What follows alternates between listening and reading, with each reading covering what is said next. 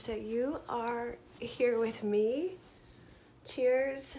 This, if you could see my bed, it's full of books and paper and tea. So good morning, and I hope that your week is beautiful.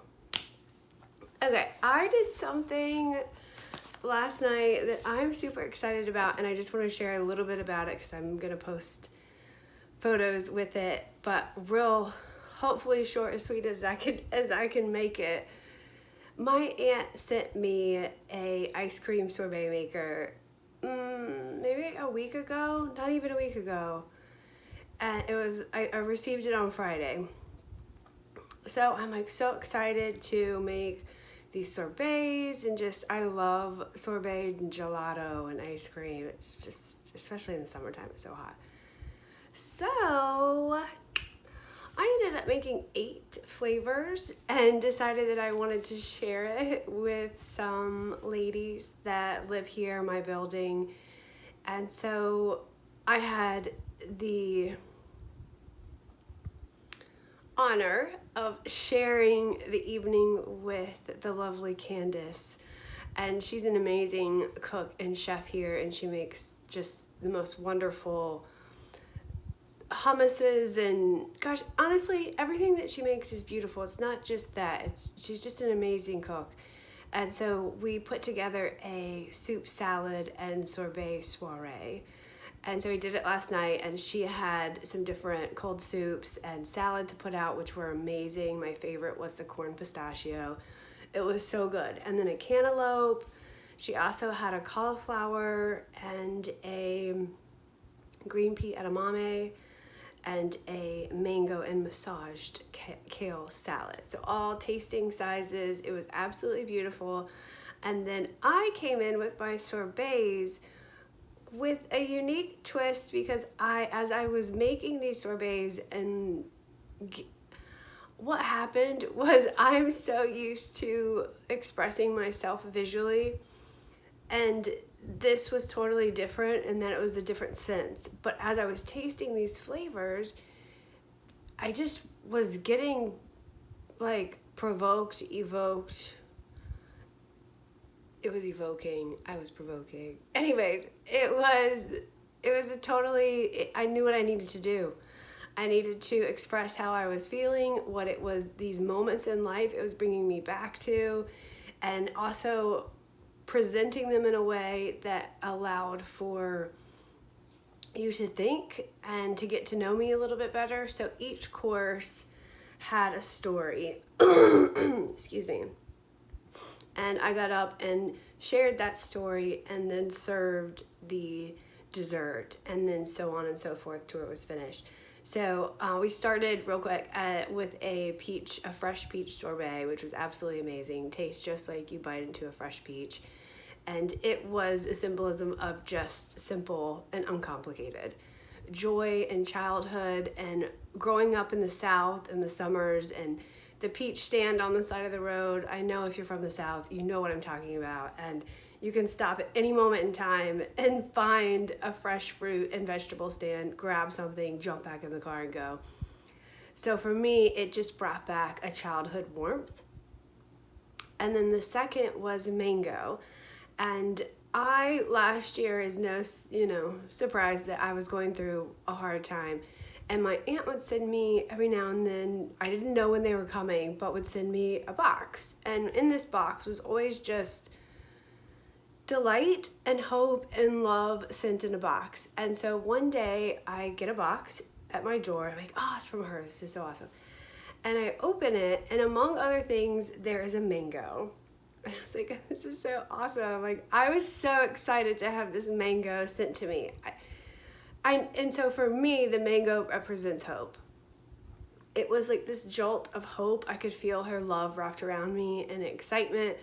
And so I cut open this this mango, and it went straight to the seed, and it popped open. And so I actually planted the seed. I'm like, I want to remember this moment. It came at the exact time I needed it to come, when it was a hard day. I can't even remember now what was going on, because that came and took over. It took over what devastation, what was happening, was this little seed of hope. And so I planted it, and it started to grow, and wasn't a great gardener at the time, so it's not a good symbolism, but I killed it because I overwatered it, but that's okay. It did come, and it was beautiful. So I presented the mango sorbet in a box, and they got to experience that. Okay, then the third one was ginger peach, and this one, Sunday in Rosemary, we have a farmer's market. It's here year round. And so I went and grabbed some fresh peaches and some ginger. And because the peach was so good, and the peaches are so good right now, I just wanted to do it, but I didn't want to do just like the regular peach. So I thought, why not? So the ginger peach was actually served on a seashell because I felt like it was the next version of the little girl from the South who was born at the beach. And it added this spice and flavor and excitement that I have now been able to grow into through the experiences of my life. But that beach, that's my soul. That's here. That's, you know what I mean? If I could be anywhere, I could be here, and I am. So I served it on a plate with some sand and on a seashell, which was really cool. And then the next was the honey lemon basil sorbet, which not to offend anyone, and I'm sure you can all relate, but it instantly reminded me of family. So I served it in this very elegant, beautiful, perfection glass. And as you go into it, there are notes of tart, but yet it's sweet and savory. And I just felt it symbolized family in so many ways, because we want it to be perfect and beautiful, but it's just not. But that doesn't mean it's bad. It's a combination of everything, and somehow it all works. And we just need to remember that sometimes we just need to put a little honey on top, and that's all it needs. So the next course, we used the lemon as, something to kind of cleanse the palate, to move into the gelatos and ice creams. And actually the next one was a sherbet. And it is a story that I have been told by my aunt numerous times. I used to go to my aunt and my grandmother's house when I was little in the summers and spend a week. And so my aunt and I were at my grandmother's house, and I wanted a peanut butter and jelly. So my aunt makes me peanut butter jelly. She sets it on the counter. I have a fit because the jelly is not on top, and it is not correct. The peanut butter was on top, and it was supposed to be the jelly, and I was not happy and not having it, and my aunt is looking at me like I'm absolutely crazy, and she tells a story so great. And so she flips over the peanut butter and jelly, and I'm okay. And I eat it, and everything was okay and fine. And so I have been told this humorous story, among others, from my childhood. And so I actually made my own without a recipe. And it started as a grape sorbet that I wasn't like a white grape. I wasn't just a total fan of. I felt like it needed something else. And so I put it back into the blender, and I put some cream in it to make it a sherbet. And then I added some peanut butter to it, and I added, don't ask me the recipe because I did it all just like with no measurement.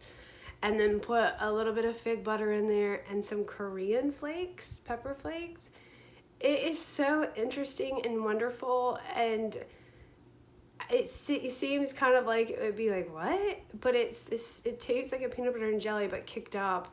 And then at the end you get this warmth from but it's not a big warmth. It's just like a subtle warmth in the back of your throat, and it's beautiful. So that was my PB&J. And then the next one was the espresso dark chocolate chip. And this one I dedicate to Abby. And because in the afternoons when we lived here, I love espresso dark chocolate chip gelato. And so I wanted to make one, and I did. And as I was making it, it tasted absolutely amazing. And then when it got finished, I could kind of taste this bitterness in it, which the ladies were like, it just tastes like a strong cup of coffee. But I think that's it. It's like without that like strong, that bitterness, that something that's not so delicate and sweet, like we wouldn't know what delicate, sweet love, joy is if we didn't also have the struggles, trials, and bitterness. So for me, I felt that in this gelato. And Abby and I, now with her, I would scoop around the dark chocolate and we would go out on my balcony and I would give her some in the lid, and I would have a little spoonful, and we would do that a couple times, and that was our treat. It was fun. She knew exactly what it was, and I love her and miss her so much. So I dedicated that course to her. And the next one was roasted banana ice cream. And if you, like me, are a lover of banana pudding, you would absolutely love this one. I love it so much, banana pudding, that I had it as my birthday cake during birthdays. And so I am absolutely in love with this ice cream, and I served it in a cupcake holder on a little plate as if just a celebratory, comfort, southern joy, childhood wrapped up in one, and these just like simple pleasures that are all around us. That with the peach too, it's like it's there and so willing for us to take hold of if we will let it. But you have to let it. So that was my roasted banana. And then the last was I hope I'm not missing one. I feel like I just did. Oh, you know what? Yeah, we did. Okay, yeah, no, we're on track. Okay, and then the last one was a London Fog gelato. So a London Fog is a friend of mine introduced it to me during Christmas. I love Earl Grey tea, and I would sometimes put cream in it because I like cream in my teas and honey. But if you add vanilla, then it becomes a London Fog. And so that's what the gelato is. And so I shared with the ladies that every morning,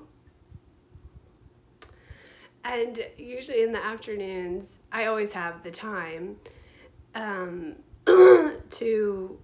make the time, actually. I don't always have it, but I make the time. I stop my day. I stop my day in the afternoons and take 30 minutes, sometimes an hour, and sit in stillness. It's my prayer. I talk with God. I talk things out. I'm open and honest and vulnerable in these moments, or I'm just silent, still, and resting. And so for me, it's a reset, a renewal, just a refreshing of myself and becoming a better person so that I can then go back into the world and handle it with some ease, grace, and elegance. Excuse me. No, I haven't done my treatments, but I'm going to. Okay, so I served this in this beautiful pink teacup that Candace allowed me to use, and we said a prayer and ended the evening, and it was absolutely magical. Thank you, Candace, for supplying all of the beautiful dinnerware that we used, or soirée wear. And thank you, ladies, for coming. It was just a wonderful evening. We told stories and we laughed, and also little tears. And I hope, for me, it was a light. It was being able to share and connect. And I think, especially now, we just need to know it's available. We can do it, and there's comfort and joy out there, and the world will not always be as it is. It's never the same. It's always changing. And if I could say anything, I just want to remind you that peach is always there for you. And if it's not a peach, it's an apple. It's just something that is so simple and always in front of you. And you may forget about it. You may not even notice it, but it's joy. And you don't have to have the elaborate vacation or huge party to feel that joy. I feel it every day when I bite into a fresh fruit, when I sit and have my tea, when I get to say hello to a friend, when I get to walk on the beach. I mean, these are the moments that I treasure. When I get a mango in the mail, it brings me so much happiness, and it's there for you. So I hope for you that you get to experience a little bit of joy when you may have thought it's lost. So I love you all. Thank you for entertaining my thoughts today, and I will talk to you soon.